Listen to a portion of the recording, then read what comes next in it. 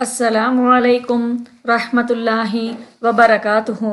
అల్లాహ్ యొక్క శాంతి, కరుణ మరియు ఆశీర్వాదాలు మనందరిపై వర్షించుగాక. నేను మీ సిస్టర్ జరీన్. మనందరికీ అల్హమ్దులిల్లా డబ్బు విలువ తెలుసు. డబ్బుంటేనే ఏమైనా జరుగుతుందండి అనే స్టేజ్కి మన మైండ్ సెట్స్ వచ్చేసాయి. అయితే ఎవ్వరూ దోచుకోలేని ధనం, ఎప్పటికీ అంతం కాని ధనం గురించి ఈరోజు తెలుసుకుందాం.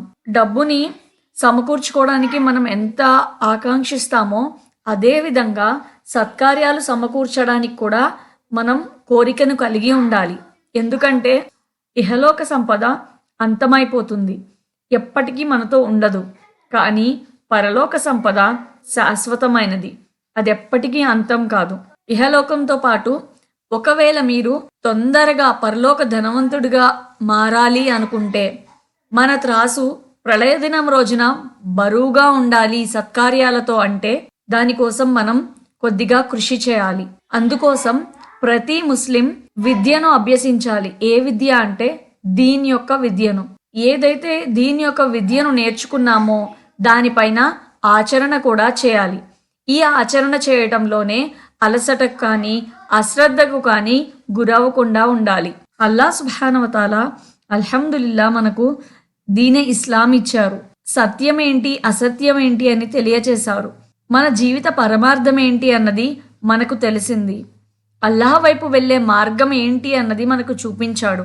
ఏదైతే ధార్మిక విద్య మనం నేర్చుకుంటామో అది మనకు ప్రళయ దినం రోజున తప్పకుండా లాభాన్ని ఇస్తుంది.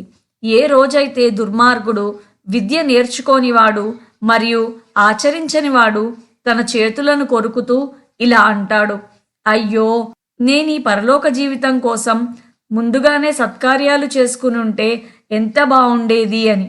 ఇది ఎంత సీరియస్ విషయం, ఇదేం జోక్ కాదు కదా. ప్రళయ దినం రోజున ఒక వ్యక్తి అలా అనుకున్నాడు అంటే చాలా సీరియస్ మ్యాటర్.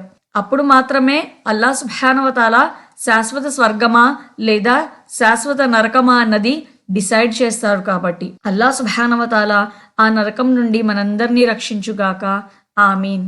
ఎవరి త్రాసు పళ్ళాలు బరువుగా ఉంటాయో అతను మనసు మెచ్చిన భోగభాగ్యాలతో కూడిన జీవితంలో ఉంటాడు. మరెవరి త్రాసు పళ్ళాలు తేలికగా ఉంటాయో అతని నివాస స్థానం హావియా అవుతుంది.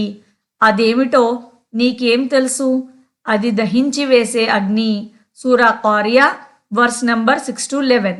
ప్రళయ దినం రోజున అల్లాహ్ సుబ్హానహు వ తఆలా మన లెక్క తీసుకున్నప్పుడు మీకు ఇన్ని మార్క్స్ కంపల్సరీ రావాలి, మీకు టార్గెట్ పాయింట్స్ ఇచ్చాను అని చెప్పలేదు. అల్లాహ్ సుబ్హానహు వ తఆలా చెప్పారు, మీ పుణ్యకార్యాలు ఎక్కువ తెచ్చుకోండి పాపకార్యాలతో కంపేర్ చేస్తే అని. అల్లాహ్ తఆలా ఎంత జనరస్ చూడండి, ఎంత గొప్పవాడు, ఎంత కరుణగలవాడు మన పైన. అయితే ఇన్షాల్లా ఈ సిరీస్లో మన త్రాసును బరువుగా చేసే సత్కార్యాలు ఏంటి అన్నది ఇన్షాల్లా డైలీ సిరీస్ కింద నేర్చుకుందాం. అల్లాహ్ సుబ్హానహు వ తఆలా మనందరికీ చెప్పి వినే కంటే ఎక్కువగా ఆచరించే సద్బుద్ధిని కల్పించుగాక. ఆమీన్.